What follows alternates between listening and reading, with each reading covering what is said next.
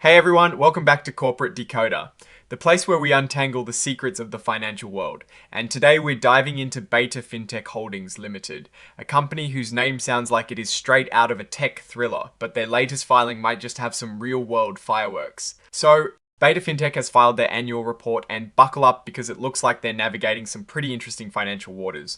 We're going to break down what these numbers really mean, what is driving their business, and whether this fintech player is heading for the stars or hitting a few speed bumps. Stick around because this is not your average corporate report. And hey, if you appreciate getting these straightforward insights from dense financial documents, make sure you are subscribed to the channel. We're working hard to bring you the most valuable information so you can make smarter decisions. Also, we have a growing community over on Discord with lively discussions about these reports and much more.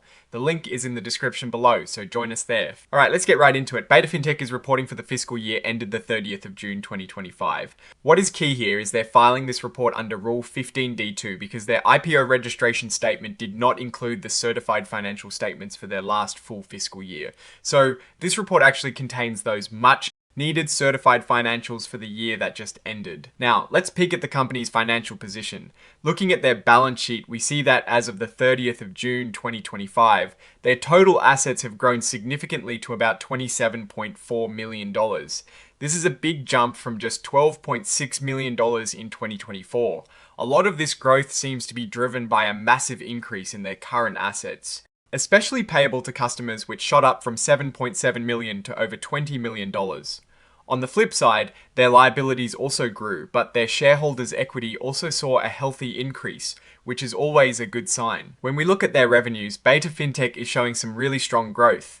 Total revenues for the year ended the 30th of June 2025 came in at around $3.4 million, up from about $2.3 million in the prior year. That is a nice increase, about 46% growth in revenue. What is really interesting is the diversification of their income streams. Securities brokerage commissions and handling fees are up considerably, but what is really catching my eye is the significant rise in underwriting service fees and financial advisory service income, which were practically zero in 2024 and are now bringing in substantial amounts. This suggests they are actively expanding their service offerings beyond traditional brokerage, and with that revenue growth, their net income has also taken a leap. For the year ended the 30th of June 2025, net income was $1.43 million, a solid increase from $1.04 million in 2024. This translates to earnings per S-share of $0.08, up from $0.07 the previous year. That consistent growth in profitability is definitely something investors will be watching. Digging into the organization, Beta FinTech is a Cayman Islands incorporated investment holding company with its main operations in Hong Kong. They are primarily focused on providing securities brokerage, underwriting, placing, and financial advisory services. They also mention a subsidiary, Beta International User Corp, and other entities in the British Virgin Islands. This structure hints at a global ambition, or at least a strategy to leverage different regulatory environments. Now, this next part is crucial. In preparation for an IPO, they underwent a significant reorganization in late 2024.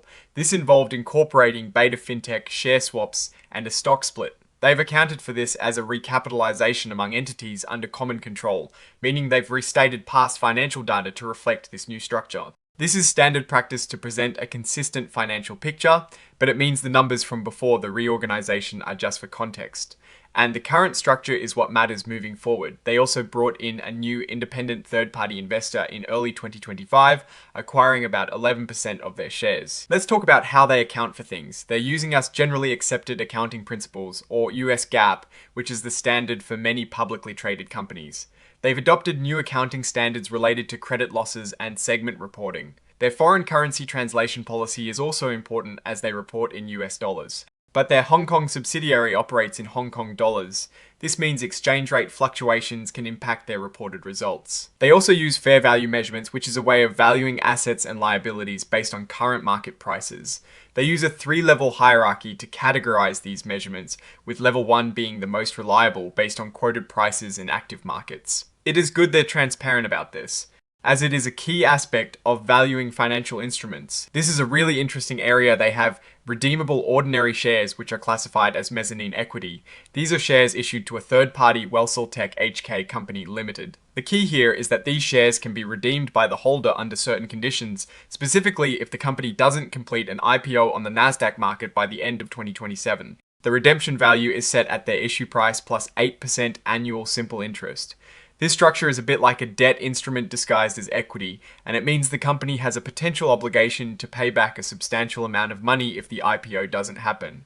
It is a significant contingent liability. Looking at their assets, loans to customers net shows a decrease. For the 30th of June 2025, it stands at about $898,000, down from $1.6 million in 2024. This category includes margin loans. The notes explain they require collateral, usually securities, and they have strict monitoring to ensure the collateral always covers the loan amount. They have a tough policy for defaults, which is good for risk management. Scroll 4. Receivables from customers, broker, dealers, and clearing organizations. Nebraska T-Center their receivables from broker. Dealers and clearing organizations have seen a massive surge. As of the 30th of June 2025, this figure is just under $6 million, a huge leap from about $1 million in 2024. This often represents money owed for trades that are pending settlement. The fact that all of these receivables from broker dealers as of the 30th of June 2025 were fully received in July 2025 is a positive sign indicating efficient transaction processing. Their lease liabilities have decreased. The current portion of operating lease liabilities is about $35,000, down from $92,000 in 2024. This indicates they are paying down their lease obligations, likely due to shorter remaining lease terms or settling some leases. Now for taxes, the company operates in multiple jurisdictions like Cayman Islands, British Virgin Islands, Delaware, and Hong Kong. Most of their taxable income is generated in Hong Kong and BVI. Hong Kong has a two-tiered profit tax rate, 8.25% on profits up to about 2 million Hong Kong dollars and 16.5% on anything above that. Their effective tax rate for 2025 was about 9.8%, which is lower than the 13.3% in 2024. This is partly due to lower taxable income and, crucially, a significant portion of their income being non-taxable bank interest. This section always tells a story. They have significant transactions with related parties, including directors and entities controlled by shareholders. For example, Mr. Shanxin Shang is a shareholder and director, and they've provided him with margin loans and received brokerage commissions from him. They also provided financial advisory services to Beta Financial Investment Limited, an entity where they hold a 15% stake.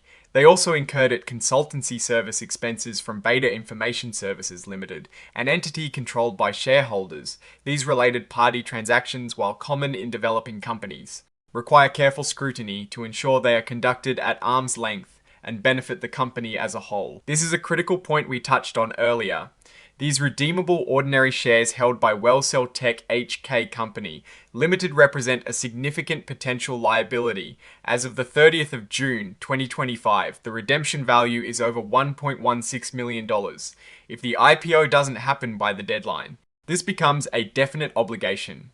This adds a layer of risk to the company's capital structure, especially as they aim for an IPO. For their Hong Kong operations, specifically Beta International Securities Limited, they are subject to strict capital requirements by the Hong Kong Securities and Futures Commission. The good news is they are maintaining capital levels well above these requirements, with a substantial excess net capital of over $4.4 million in 2025, a significant improvement from $1.8 million in 2024.